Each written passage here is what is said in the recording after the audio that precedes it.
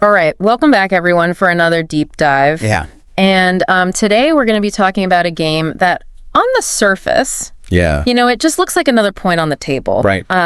Chelsea versus Arsenal, November 10th, 2024. Yep. It was a 1-1 draw. Yeah. But I think when you look at the context and the stakes involved in this match, I think it reveals a lot more than that. I agree. Both of these sides are chasing Liverpool at the top of the table. Absolutely. And, every point dropped at this stage feels like a missed opportunity. Oh, for sure. And I think what's so interesting about this one is we're seeing like evolutions of both of these teams.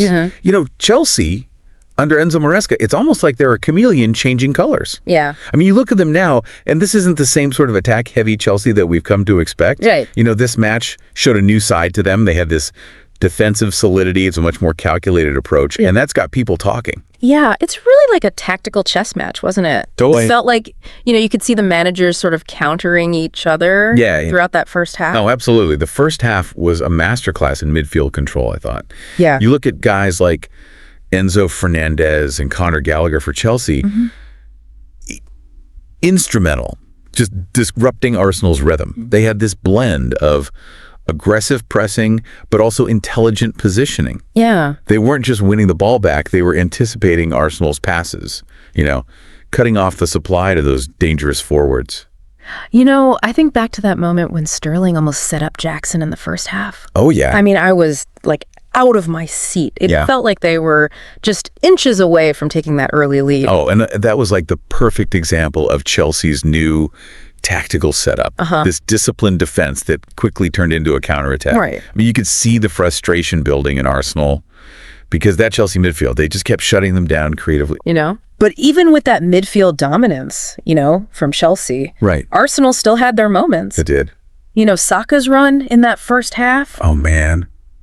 I was holding my breath. Yeah. If James hadn't made that crucial block, it could have been a very different story. Oh, James's block, that was a game changer. It's huge. The energy shifted after that. Yeah. Arsenal were starting to find their rhythm. Those quick passes were connecting. And for a minute there, it felt like they were going to break through. Even in that first half, before any goals were scored, the atmosphere at Stamford Bridge, it was electric. It was. You could just sense that tension. Every pass, every tackle, it felt decisive. Yeah, and then that second half, that's when things really ignited. Oh, yeah. Kelsey's patience, it paid off in the 55th minute. Yeah. And you've got to remember, Cole Palmer, this young star who's been on fire lately, well, he delivered this moment of pure brilliance. I mean, just curled the ball past Ramsdale in the Arsenal goal. I mean, it was a goal that just showed his technical skill, but also his growing confidence. For sure. You know what I mean? I mean, the Chelsea supporters, the roar was deafening.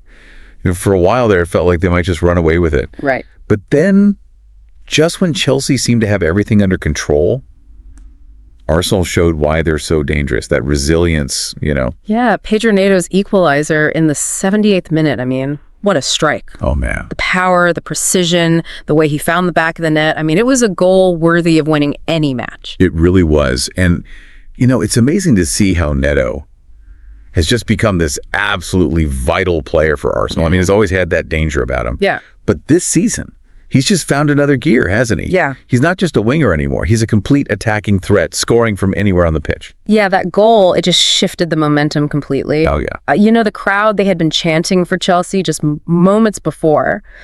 And then silence. Yeah, you could just feel the tension rising again as Arsenal pushed for that winner. It's interesting, though, because I think both of those goals, they expose these vulnerabilities in each team's approach.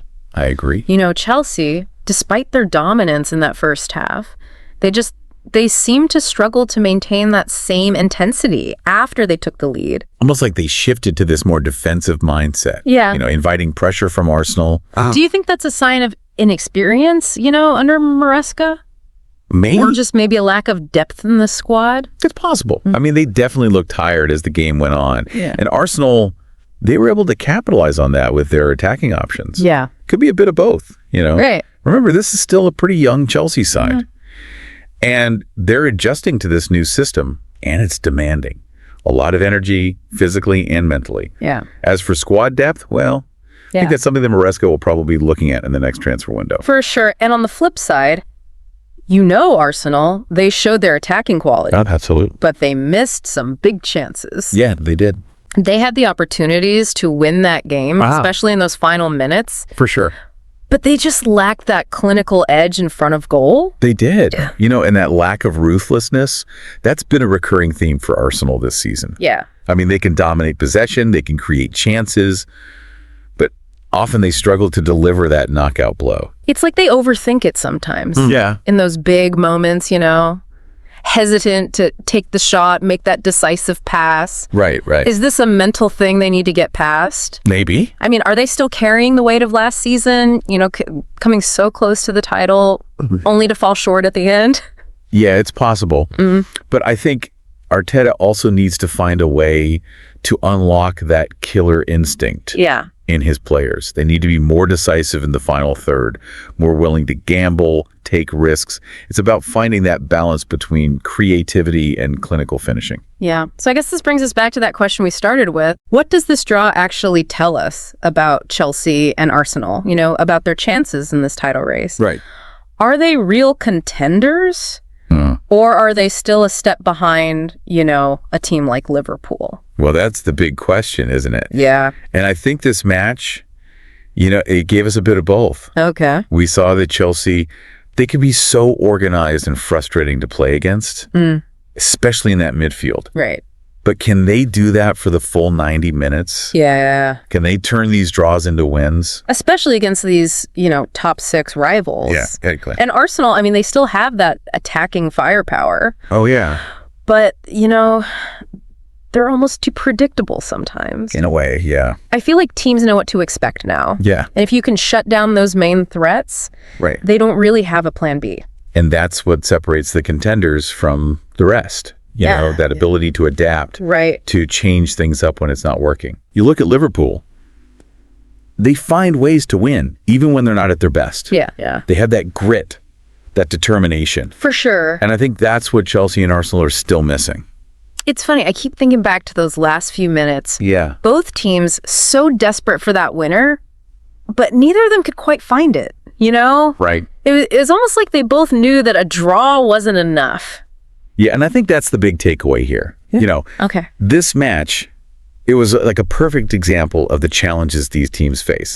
They have the talent, they have the potential, but they're missing that one crucial thing. What's that? That belief, that killer instinct, the thing that separates the champions from everyone else. I guess this was a match that raised more questions than it answered. Yeah, I think so. But that's the beauty of the Premier League, right? The constant changes, the tactical battles. All the drama. So much for us to, think about as the season goes on. Thanks for joining us for another deep dive. We'll see you next time. See ya.